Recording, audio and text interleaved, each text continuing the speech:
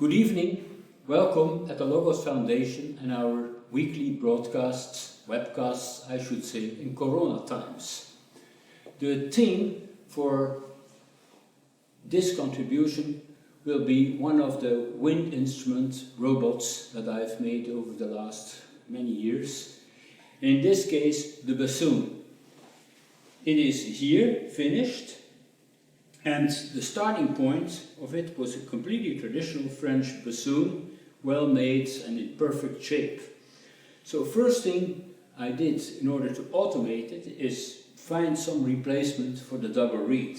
And in this case it became a membrane compressor, which is here, followed by a capillary here connecting to the vocal of the bassoon. So far, it follows pretty much the same recipe as we have been using for many other of our wind instrument robots, such as the clarinet, which I have here, the oboe, and the brass instruments. In total, we have, I think, about 12 or 13 wind instrument robots at the orchestra.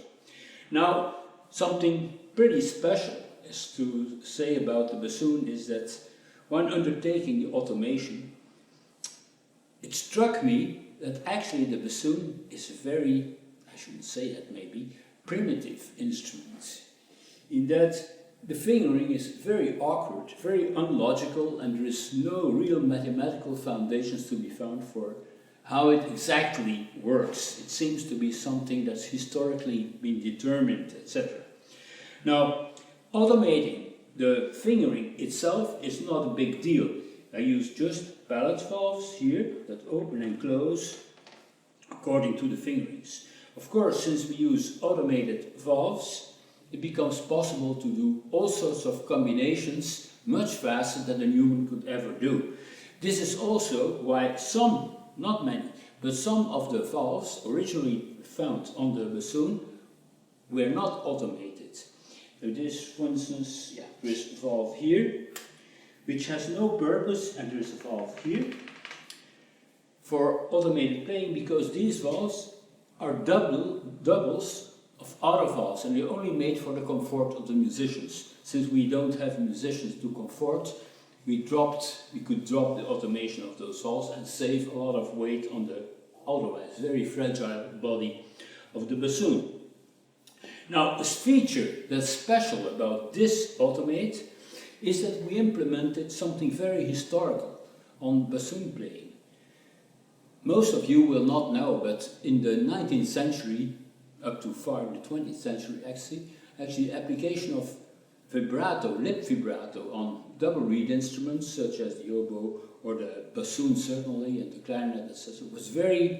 was actually not done. It was not only uncommon, it was just not done. The way, it's not that they played without any form of vibrato. The only thing is that the technique for doing vibrato was different. The technique was like you take a fingering and then open and close a valve way below or at some other place without changing really the pitch and modulating that to have what they call fingered vibrato on the bassoon. So this one, I automated that so that you can send the controller to the bassoon and it will automatically apply fingered vibrato to the music produced. So that, for the rest, as a last point, another feature is that the bassoon can also move a little bit gently over and back over a certain axis. So that's another feature. So we are left with give you a little demonstration, and what would be a better choice for a demo for the bassoon robot is then choosing the opening of Le Sacre du Printemps, the Rite of Spring, by Igor Stravinsky, as it opens with such a magnificent solo for the bassoon. Here we have it, the Sacre du Printemps opening.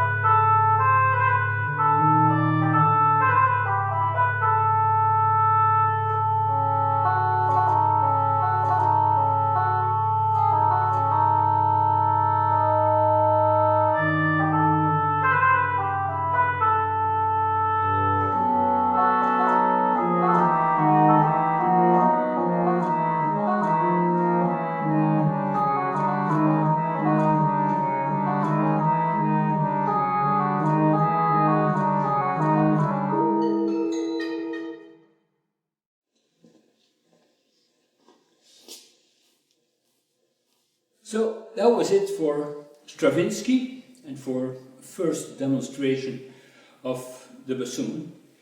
It can do many more things, and we have a special composition written not only for the bassoon, but for the bassoon in duo with the clarinet here, which I have to the right side.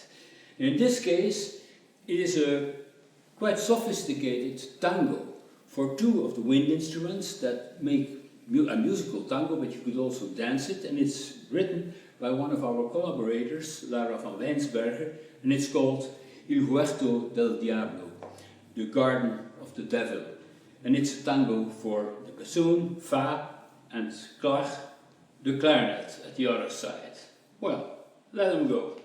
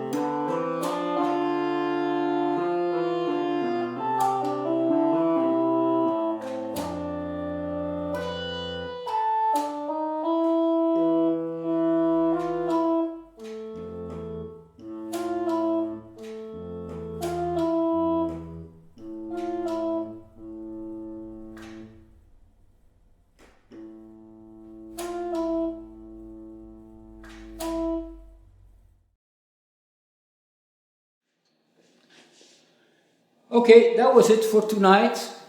Next week we will have a webcast not from the Logos Tetrahedron, but from the SMAC, where we have an activity with the Logos women, with Monique Darge, Maya Jantar, and Karin de Vleet from the SMAC Museum of Modern Art in Ghent.